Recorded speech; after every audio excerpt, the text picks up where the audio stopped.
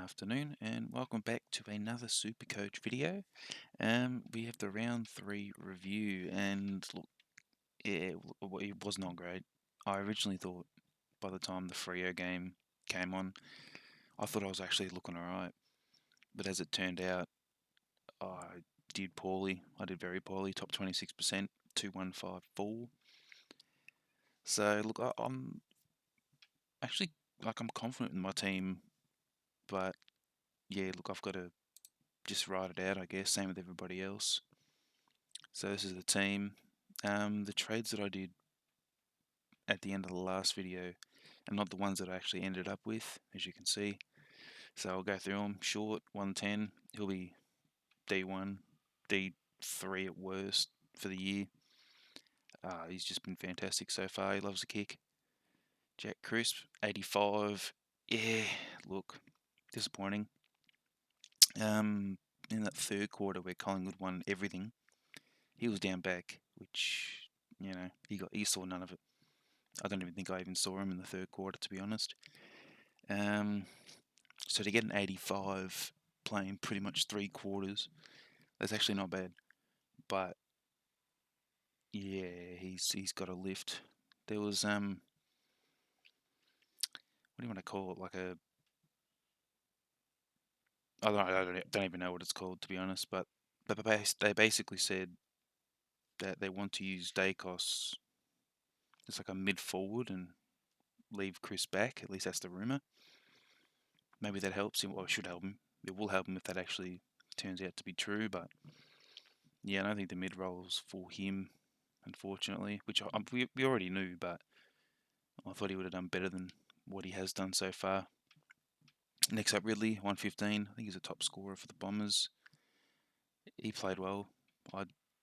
Yeah, not much else to say. He did his job, and yeah, 115. You definitely take that. If you'd traded him out last week, which I know a few people did over, say, Whitfield, because they needed that extra cash to get to whoever they wanted, they would be so sour. You'd be filthy. You'd be absolutely filthy with that. We've got George Hewitt, 111. Look, at about,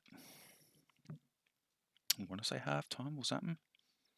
It was on like 40, 30, 40 or something. He had like an 80, 70-ish point second half. He just exploded. I think he nearly caught up to, 8 points off Cripps. So, yeah, he's top 6. It's fantastic. It's what you'll want. If you don't have him in, I'd probably do it now because, that's probably the cheapest you're going to get him. Next up, Jack Bowie, 89. Extremely happy with that. He's gone up tons, and yeah, I don't think Salon's back for a while, so when he comes back, it's probably when you trade him, or even a week after to see how he performs, if he still has cash to make at that point. But he has been just a perfect starting pick. A lot of people traded him in. It's so good when something like that works out. Next up, Paddy Mccartney. I had him on the bench over Hinge. Rookie roulette, lost 30 points there, but look, definitely wasn't a bad game. You definitely take a 61. I didn't actually see that game, so I don't know. I'm guessing he took a few intercept marks. Just did standard things, which is fine. Hinge, I didn't see him either, but he scored a 91, so he would have been up there. Dawson, I think, kicked the winning goal after the siren. That's all I know of the showdown. So, yeah, I'll definitely be fielding him this week. I'll stop that now. And Conning a 50, you take that. How much is he going to make? 21k. Yeah, he might be alright. Yeah, hold on to him. Jack McRae, down game. Well, pretty much everyone apart from Cogs and Cripps went off. McRae, I think he was on track for like a 110, 120 type, but I think he got put on the wing in the fourth quarter or something, and Bevo things, unfortunately. So he copped that, I guess. He copped the double tag invented by Leon Cameron, unless someone else has done it, but It was very obvious what he was trying to do, and yeah, it worked. It worked so well, and they won. I think they smashed them in the end, Gold Coast. Um, a lot of people would have had the VC on McRae into Took, and you would be filthy. That's yeah, that was terrible. That was yeah, you wouldn't be happy with that. Next up, Neil. I think he did like an ankle or something, but he continued to play, so that's all right. He managed to ton up, which is fantastic. But yeah, look, he would have gone 140, I think, with no injury. Next up, Cripps, 119. He's been pick of the year so far. If you haven't got him, sorry, if you did get him before the price rise, even more so if you started him, that's a fantastic find. Um, look, if he can keep it up, he's top 8. Same with Hewitt, top 6 defence. So fantastic to see. Next up, Cogs. Yeah, highest scoring midfielder, 149. That's what you like to see. Yeah, he's gonna make a stack of cash now, and yeah, I'll eventually get him into the forward line. It's just how all this has worked out. But yeah, again, I didn't see the game, but I mean, to score 149 in any game, that's huge. So good stuff. Good to see him back to somewhat his best. Next up, Horn Francis, 67.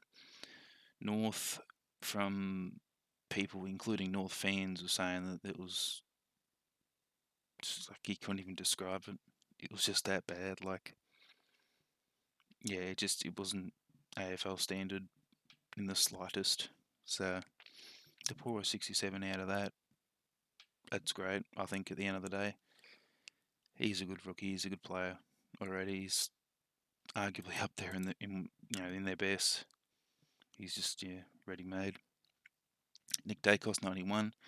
He played really well. I think he kicked a goal at some point, second quarter or something. Yeah, I mean, it's just been fantastic.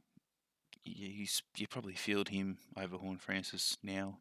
I think Dacos, his role is just perhaps slightly better, like little stints off the half back line and then mid forward type role. If he can kick a goal each week, he's going to go 90. He's going to at least go 80. Yeah, probably 80 plus. So he's been huge and he'll continue to make tons of money. Next up, Stevens. Unfortunately, fielded him over Rochelle, Ward, and McDonald. Yeah, he just didn't look good at all. He was terrible. I think he was their lowest scoring player. I think. Yeah, I'm pretty sure that's right. But yeah, I don't even know what he looks like. I thought Warner was Dylan Stevens for whatever reason. I kept going, oh yes, yeah. And anyway, I'm looking at the wrong player. Never field players who you don't know what they look like. Best tip you'll ever get. I won't be making that mistake again. I still don't know what he looks like. I'd have to Google him.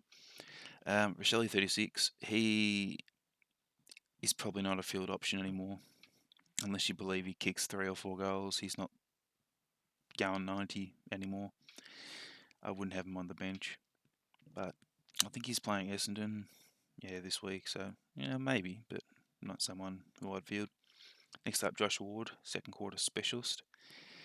End of the first quarter, there was people going, oh, Ward's not even AFL standard. Imagine spending your top 10 draft pick on Ward. And second quarter, I don't know, wouldn't get 20, 30 points. And then, yeah, they all went quiet as. So it was funny as. Yeah, look, he'll get better over time, as will every rookie, obviously, but he's just been, I think he just needs a bit more time, I think. Connor Mack, surprising. Well, I say surprising, but not really. But yeah, he's matched it. He's actually higher average than Ward. And he's actually who I'm going to field this week. I'll see everyone going, oh, am I going to field Ward, Rochelle, Stevens? I'm just going to do the opposite. I want to field Connor Mack and see what happens. I liked his game. He does what needs to be done. And he doesn't try and go above and beyond to the point where it's stupid, if you know what I mean. So yeah, I'll be fielding Connor Mack this week, and I suppose I'll chuck it on Rochelle. There's a chance he turns up against North. Not North. The Bombers. Next up, Max Gorn. So I've got him. I had him as my captain. So funny story of this. When I was doing my trades, I had to swap it about 4 times because it all came down to if Baldwin was named, and he wasn't even named in the emergencies after track watchers saying that he was like one of their best. He kicked 3 goals, 15, 20 touches or something stupid like that. So I'm like, oh yeah, I'll hold him. He'll come in, no worries. And he didn't come in. So what I ended up doing, I traded, I can't remember who I traded in the back line. Was it Whitfield? I think it was Whitfield, Berry, and it would have been Gresham. But I had to change Gresham to Baldwin to grab Hinge, Cripps, and Will Brody. So yeah, those were my trades. And for the captain choice, it's funny because I'm in the FTTV Discord, and George, who's probably the leader, everything that he'd done, if he'd done the opposite, you'd be laughing. It's funny. Like his luck is just incredible. And he said after the Bulldogs, I think it was Sydney game, that he actually traded him McRae for Gorn. And everyone was ripping into him. He got ratioed to the shithouse. It was funny as. And McRae scored a 92. So I thought, you know what? I'll captain Gorn. Put it in the chat, you know. And he actually did better than McRae took and Neil. So it actually worked out in the end because, I mean, I wasn't going to captain Cogs. Cripps, he was definitely an option, but I thought, look, Gorn against Essendon, he should at least turn up, and he did. So it was a good choice in the end, which was, it was quite funny. Next up, Grundy. He had a big, I think it was second quarter or third. I think it was second. He was at like 15 or 20 or something the end of the first, and he jumped up to like 60 or something in the second quarter, and was like, oh yeah, cool, yeah, cheers. So look, these two, they're going to lose money, but they'll be round about that range. Look, it's going to hurt not having English yet, or I think Riley O'Brien's going quite well too, but he's not someone who I'd pick unless you had absolute belief in him. And then on the bench I had Huge Dixon, 61, very nice. He's going to make a ton of cash. What's he going to make? 42k. Yeah, he's going to make shed loads. Like, yeah, he played well. Like, I can't see him dropping it. Like, who are you going to drop him to? So, I think, yeah, if you've got him, you're laughing. If you don't, well, do you bring him in? I mean, maybe, but that's only if you got spare everything. But if you don't have him, well, wouldn't worry about it too much. Dunkley, 129, fantastic. Just played his usual game. It was great to watch. Butters 58, so he got the knock in the ribs, and she was saying, he felt like he's going to throw up. When you feel like you're going to throw up, the last thing you want to do is run around and get tackled and spun around like a washing machine, you know what I mean? So 58, look, you copped that.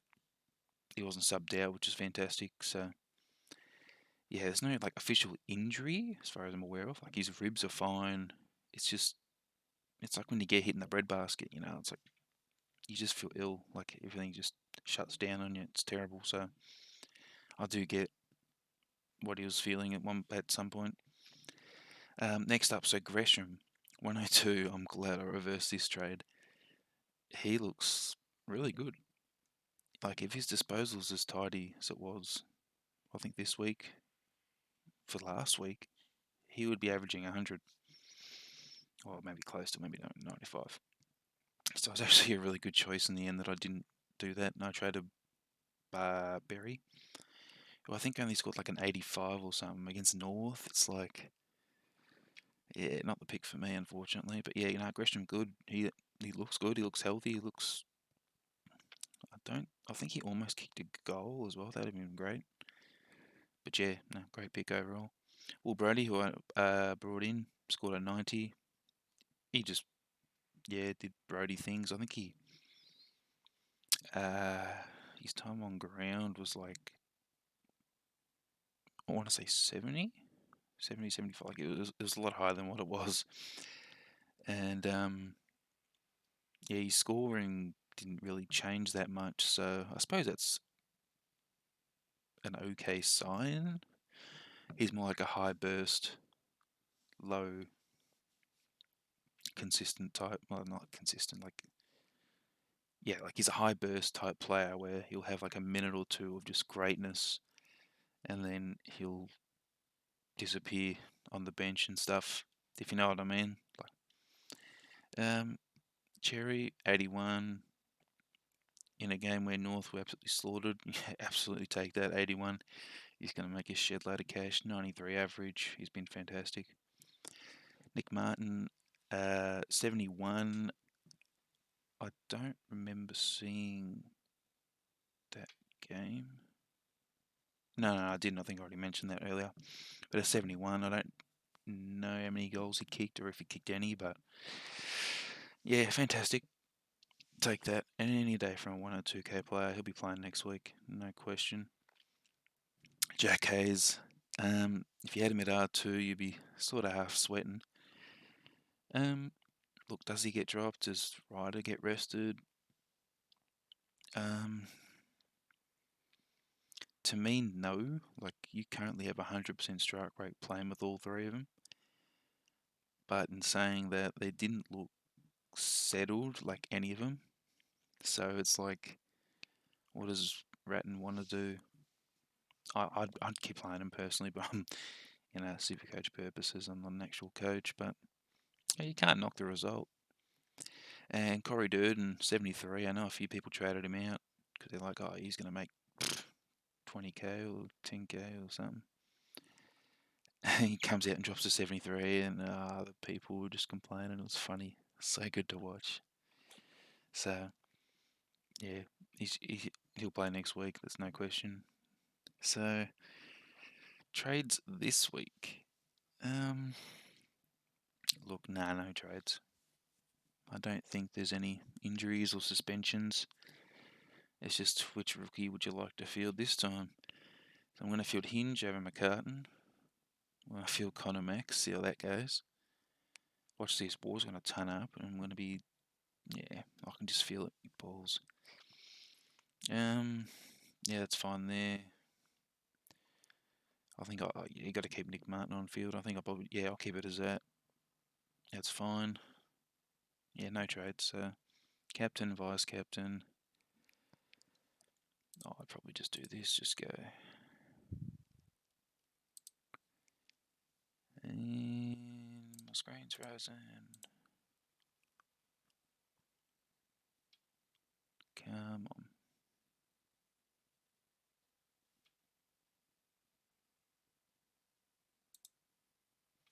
Hang on, I'll pause it. I'll be right back. Yeah, sorry about that. Fixed it. Make it pretty simple.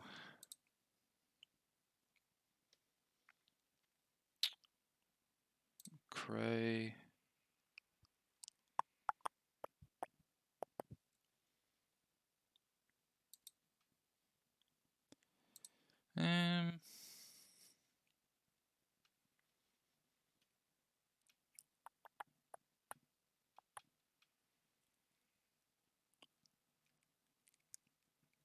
Here we go, McRae into two. When do they play?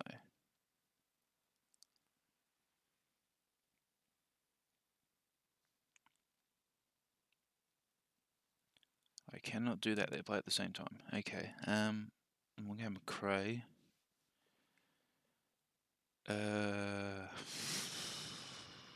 Shit, I don't even know. You know what? I'll go Grips. He's back. Let's do it. Yeah, that looks alright. Yes, I will be doing that this week. Yeah, hope you enjoyed. Sort of dragged on a little bit, but yeah, we'll see you in the next one.